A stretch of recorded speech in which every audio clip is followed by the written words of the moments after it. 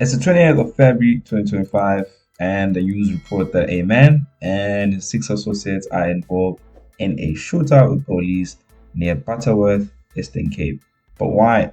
Well, turns out this is not your ordinary Joe in the community. Nope, this is a very notorious criminal kingpin.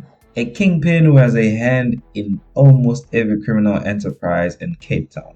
Robbery, extortion, cash in transit, you name it, he's there. More than that though, what sets him apart from the rest is that he is prepared to kill and do just about anything for his criminal empire. And anyone who dares to testify against him in court definitely meets their maker. This right here is a man who has pitted the community against each other for some years. On the one hand, one side of the community sees him as like this Robin Hood-like figure, and on the other hand, one half of the community sees him as the worst thing that could ever happen to the community of Khayelitsha, Side C. This is a man right here who has evaded capture from authorities for years. Well, that is until today. Now this, ladies and gentlemen, is a story of the kingpin Yanga Bara Nyalara and how he eventually ended up in a shootout with police. Yanga starts off his criminal empire with simple crimes like robberies and hijackings, simple stuff. And then all of a sudden it starts ramping up the heat and moves on into cash in transit. But it doesn't do this in Cape Town, but instead it does this in the Eastern Cape. In the Eastern Cape, the situation kind of gets hot and it moves back to Cape Town. Now, when it gets back to Cape Town, this is when he sets his sight on dominating Khayelitsha, and this is between the period of 2018 and 2022. He starts an extortion syndicate targeting informal traders, taxi drivers, and small businesses in and around Khayelitsha, Site C.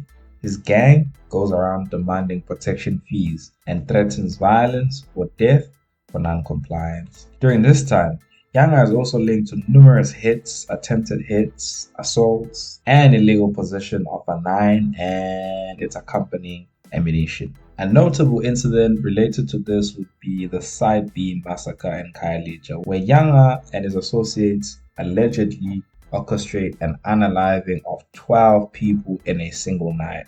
From this point onwards, the police describe him as heavily armed and dangerous. Once the extortion ring foundations are laid, Yanga moves on to another industry, the taxi industry, where he becomes a taxi owner and an enforcer. His role in the taxi trade amplifies his power, and Yanga definitely understands this. He understands that the taxi industry is a hotspot for extortion and gang influence in South Africa. By 2022, Yanga has already caught the attention of the police, and by this time is on Western Cape's most wanted list and has a 100,000 bounty on his head. He evades capture until the 1st of July 2022 when the police actually nab him in Cape Town with 2 of his accomplices. He faces 31 charges including 18 hits, yes 18 hits, tied to 6 mass shootings in Khayelitsha. He also gets caught with some narcotics worth about 90,000 rands. Now from 2022 to 2024, the MPA keeps trying to get him arrested, basically put him behind bars, but they keep struggling. They struggled to convict him on the Side B massacre case, which was eventually moved to the Western Cape High Court, where the sole surviving witness, Mr. Z, gave contradictory testimony, and the 2 other witnesses are killed just before the trial, likely to silence them. In August 2024, Yanga is acquitted of all charges due to insufficient evidence. According to the MPA, this is obviously due to the witnesses' fear and the procedural errors that plagued the prosecution. Honestly, you'd be forgiven for thinking that everyone in Khayelitsha was mad when Yanga beats his cases. So the thing is with Yanga is that he has a very weird relationship with the community. He's definitely a polarizing figure.